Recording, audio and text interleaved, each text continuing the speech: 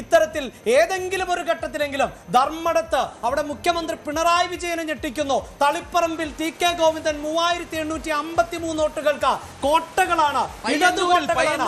വോട്ടെണ്ണലിന്റെ ഒരു ഘട്ടത്തിൽ പോലും രാഷ്ട്രീയ എതിരാളികൾക്ക് പിടികൊടുക്കാത്ത കോട്ടകളിൽ ഇതാ യു.ഡി.എഫിന്റെ പടയോട്ടമാണ് ഈ ഘട്ടത്തിൽ കാണാൻ സാധിക്കുന്നത്.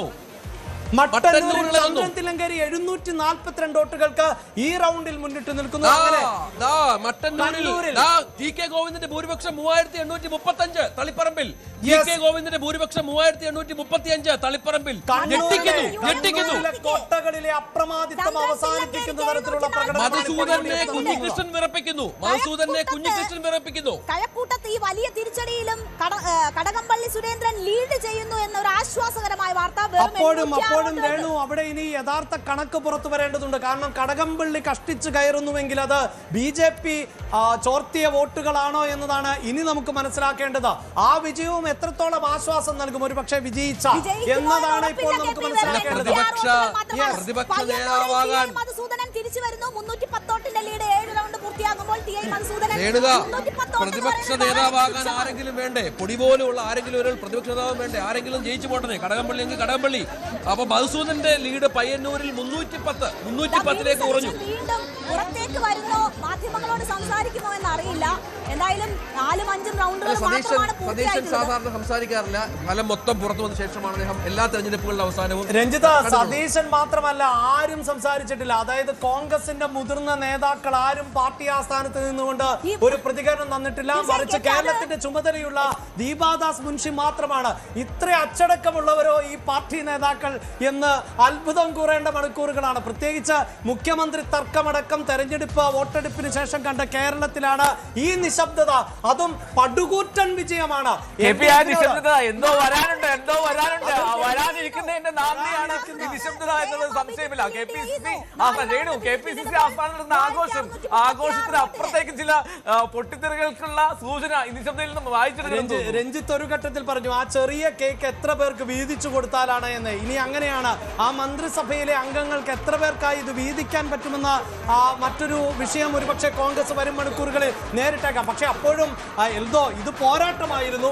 ആ പോരാട്ടത്തിൽ എല്ലാ സ്ട്രാറ്റജിയും യു.ഡി.എഫിന് വിജയിച്ചെടുക്കാൻ സാധിച്ചു എന്നതിനെ ചെറുതായി കാണാൻ സാധിക്കില്ല. ഉറപ്പായിട്ടും ഇടത് കോട്ടകളെ തകർത്തുകൊണ്ടാണ് യു.ഡി.എഫിന്റെ മുന്നേറ്റം എന്നുള്ള സംശയമില്ല. ക്യാപ്റ്റനും കപ്പിത്താനും കപ്പലും മുങ്ങുന്ന സാഹചര്യമാണ് കേരളത്തിൽ ഉണ്ടായത് എന്നുള്ളതാണ്. മൂന്നാമത്തെ ഭരണം തുടർച്ചയായി ഉണ്ടാകുമെന്ന് പ്രതീക്ഷിച്ച LDFന്റെ കണക്കുകൂട്ടലുകൾ അത് കണക്ക് പഠിക്കാത്ത സ്കൂളിൽ നിന്നായിരുന്നു എന്നുള്ളതാണ് ബോധ്യപ്പെടുന്നത് എന്നാണ്. എക്സിറ്റ് പോളിലെ കണക്കുകൾ തെറ്റി, LDFന്റെ കണക്കും പാളിപ്പോയി എന്ന് വ്യക്തമാവും. ഒരു കാര്യം വ്യക്തമാണ്, ഈ തെരഞ്ഞെടുപ്പ് നൽകുന്ന കൃത്യമായ ഒരു സന്ദേശമുണ്ട്. വികസനം വികസനം വികസനം എന്നത് മാത്രമല്ല കേരളത്തിന്റെ പൊതുജനങ്ങൾക്ക് ആവശ്യം. മറിച്ച് രാഷ്ട്രീയ പാർട്ടികൾ, രാഷ്ട്രീയ നേതാക്കൾ, അവർ മുഖ്യമന്ത്രിയായാലും മന്ത്രിമാരായാണെങ്കിലും പുലർത്തേണ്ട സമീപനത്തിന് നൽകുന്ന മറുപടി കൂടിയായി വേണം ഈ തെരഞ്ഞെടുപ്പിനെ വിലയിരുത്താൻ എന്നതാണ്. അതുകൊണ്ടാണ് കണ്ണൂരിലെ ധർമ്മടത്ത് മുഖ്യമന്ത്രി പിണറായി വിജയന് ഒരു ഘട്ടത്തിൽ മാത്രമല്ല 5 റൗണ്ടുകൾ എണ്ണുമ്പോഴും പിന്നിൽ പോകേണ്ടി വരുന്നത്. അതേ മുഖ്യമന്ത്രിയുടെ സുരക്ഷാ ഉദ്യോഗസ്ഥർ തല്ലിച്ചതച്ച യു.ഡി.എഫിന്റെ നേതാവ്, അതും ഇടതുകോട്ടയിൽ ഇപ്പോൾ മുന്നേറ്റം നടത്തുന്നത്. അവിടെയാണ് എൽദോ CPM-നെ പോലെ ഇടതുപക്ഷത്തെ പോലെ ഒരു പാർട്ടി ജനങ്ങളോട് എന്ത് സമീപനം സ്വീകരിക്കണം. നിങ്ങൾ വികസനം മാത്രം വിളമ്പിയാൽ പോരാ, ജനങ്ങളോടുള്ള സമീപനത്തിൽ കാതലായ മാറ്റം വരുത്തേണ്ടതുണ്ട് എന്ന സന്ദേശം ഈ തെരഞ്ഞെടുപ്പിലൂടെ നൽകുന്നത് എന്നതാണ് ഈ ഘട്ടത്തിൽ അനുമാനിക്കേണ്ടത്. തലശ്ശേരിയിൽ കാരായി രാജൻ മുന്നിട്ട് നിൽക്കുന്നുണ്ട്, കൂത്തുപറമ്പിൽ P.K. പ്രവീൺ മുന്നിട്ട് നിൽക്കുന്നുണ്ട്. അങ്ങനെയുള്ള കോട്ടകളിൽ മുന്നിട്ട് നിൽക്കുമ്പോഴാണ് ധർമ്മടത്ത് പിന്നിൽ പോകുന്നത്, നേരത്തെ സൂചിപ്പിച്ചതുപോലെ മട്ടന്നൂരിൽ പിന്നിട്ട് പോകുന്നത്, തളിപ്പറമ്പിൽ പിന്നോട്ട് പോകുന്നത്. എന്തോ ഉറപ്പായിട്ടും തവനൂരിൽ 6 റൗണ്ടിൽ പിന്നിട്ടപ്പോൾ 92 വോട്ടായി കൂടുന്നു. തൃത്താലയിൽ വി.ടി. ബൽറാം ലീഡ് ഉയർത്തുന്നു. 3992 വോട്ടിന്റെ ലീഡ്. അഭിലാഷ് പറഞ്ഞ AD തോമസിന്റെ കാര്യത്തോട് കൂട്ടിച്ചേർക്കാറുണ്ട്. കാരണം വീട്ടിൽ പോയി ഇരിക്കുകയാണെന്ന് പത്തനംതിട്ടയിൽ പോയി പിണറായി പറഞ്ഞപ്പോ പിണറായിയോട് ആ വീട്ടിൽ പോയിരിക്കുന്നത് ജനം പറയുകയാണ്. രണ്ടാമത് AD തോമസിനെ കൊണ്ട തല്ല് കേരളത്തിലെ അമ്മ മനസ്സുകളെ നോവിച്ച് ചെറുതൊന്നുമല്ല, ചെടിച്ചട്ടി കൊണ്ടാണ് ആ ചെറുപ്പക്കാരുടെ തലക്കടിച്ചത്. 8 മാസം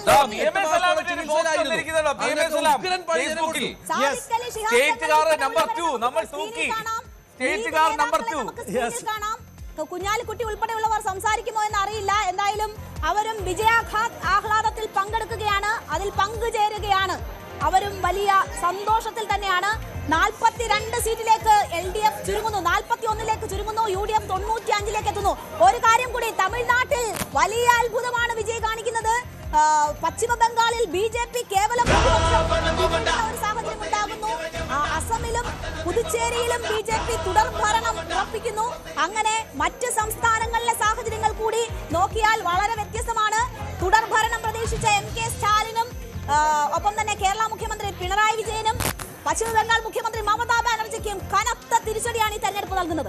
പച്ചലഡുമായി ലീഗിന്റെ ആഘോഷമാണ് വേണ്ടത്. ഇതിനിടയിൽ വാമനപുരം തിരുവനന്തപുരത്ത് LDFന്റെ പ്രധാനപ്പെട്ട കോട്ടയായിരുന്ന DK മുരളിയെ വളരെയധികം പിന്നിലാക്കിക്കൊണ്ട്, അതായത് 7ാം റൗണ്ട് എണ്ണിക്കഴിഞ്ഞപ്പോൾ UDFന്റെ സ്ഥാനാർത്ഥിയായിട്ടുള്ള സുധീർ ഷാ പാലോട് 5538 വോട്ട് ഏതാണ്ട് റൗണ്ടുകൾ പിന്നിട്ട് കഴിഞ്ഞു എന്ന് പറയാം. എന്ത് തന്നെയാണെങ്കിലും ഇതൊരു സന്ദേശമാണ്, ഇതൊരു നിശബ്ദ തരംഗമായിരുന്നു കേരളത്തിലുണ്ടായിരുന്നത്.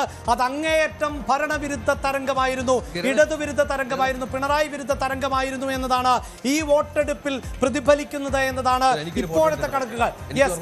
ഇപ്പോഴിതാ എന്തായാലും മുസ്ലിം ലീഗ് അവർ നേരത്തെ സൂചിപ്പിച്ചതുപോലെ PMA സലാമിന്റെ പോസ്റ്റിൽ നമ്പർ 2 ആണ്. നമ്പർ 2 എന്ന് പറഞ്ഞാൽ മന്ത്രിസഭയിലെ മുഖ്യമന്ത്രി കഴിഞ്ഞാൽ ഉപമുഖ്യമന്ത്രിയാണോ അതെ എന്നത് സംശയിക്കണം, ആയിരിക്കുന്നതാണോ ഉപമുഖ്യമന്ത്രി എന്നത് നമുക്ക് ദൃശ്യങ്ങളിൽ സംശയിക്കണം. അങ്ങനെയെങ്കിൽ PK കുഞ്ഞാലിക്കുട്ടി അല്ലാതെ മറ്റൊരു ഉപമുഖ്യമന്ത്രി കേരളത്തിൽ ഉണ്ടാകാൻ സാധ്യതയില്ല. ഇതാ ലീഗ് വലിയ ആഘോഷത്തിൽ തന്നെയാണ്. സാദിഖ് അലി ശിഹാബ് തങ്ങളുടെ പ്രതികരണം നമുക്ക് അല്പസമയത്തിനകം പ്രതീക്ഷിക്കാം. ഒരുപക്ഷെ കോൺഗ്രസ് പ്രവർത്തകർ ആരും ഇപ്പോഴും പ്രതികരിച്ചിട്ടില്ല. ഇതാ PMA സലാമിന് നമുക്ക് ദൃശ്യങ്ങളിൽ കാണാൻ സാധിക്കുന്നുണ്ട്. അതേ സലാമാണ് സോഷ്യൽ മീഡിയ പോസ്റ്റിലൂടെ 2ാം നമ്പർ കാറ്, അത് ഞങ്ങൾക്കുള്ളതാണ്, അത് ലീഗ് ഓഫീസിന്റെ മുന്നിലേക്ക് എത്തും. ആ തീയതി നമുക്കറിയില്ല. ഇനി തീരുമാനിക്കേണ്ടത് സത്യപ്രതിജ്ഞാ ചടങ്ങ് എന്നതാണ്. ഇപ്പോൾ ഇന്ദിരാഭവനിൽ ഇട്ടിരിക്കുന്ന ആ പന്തൽ പൊളിച്ചു മാറ്റേണ്ടി വരില്ല. ആ പന്തൽ അങ്ങനെ മന്ത്രിസഭാ സത്യപ്രതിജ്ഞയുടെ ആഘോഷ ദിനത്തിൽ അവിടെ പ്രവർത്തകർക്ക് ഇരുന്ന് അതേ വിജയത്തിനോടൊപ്പം തന്നെ മന്ത്രിമാരുടെ സത്യപ്രതിജ്ഞ കൂടി കണ്ട് ആ പന്തൽ പൊളിച്ചാൽ മതി എന്നതാണ് ഇപ്പോൾ ഇന്ദിരാഭവനിൽ നിന്നുള്ള ഏറ്റവും സന്തോഷകരമാകുന്ന വിവരം. അവിടെ ഇപ്പോഴും നൂറുകണക്കിന് അണികളുണ്ട്, നൂറുകണക്കിന് പ്രവർത്തകരുണ്ട്. അവർ വലിയ ആഘോഷ തിമിർപ്പിൽ തന്നെയാണ്. ഘടകകക്ഷികൾക്കും ഏറെ അഭിമാനിക്കാവുന്ന പോരാട്ടം തന്നെയാണ് ഇത്. പ്രത്യേകിച്ച് UDFന്റെ 2ാമത്തെ ഘടകകക്ഷി പ്രധാനപ്പെട്ട വാർത്ത പയ്യന്നൂര് ഉണ്ണികൃഷ്ണൻ ലീഡ് 976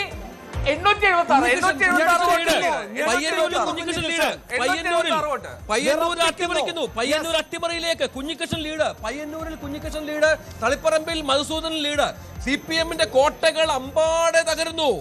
കണ്ണൂരിൽ പോലും കോട്ടകൾ കോട്ട കൊത്തളങ്ങൾ ഇളകുന്നു. കണ്ണൂരിൽ പോലും വലിയ വലിയ അത്ഭുതങ്ങൾ സംഭവിച്ചുകൊണ്ടിരിക്കുക. അത്ര വലിയ ജനവിരുദ്ധത, ജനവിരുദ്ധ വികാരം. കൂടുതൽ വാർത്തകൾക്ക് News 18 Keralam YouTube channel subscribe ചെയ്യുക.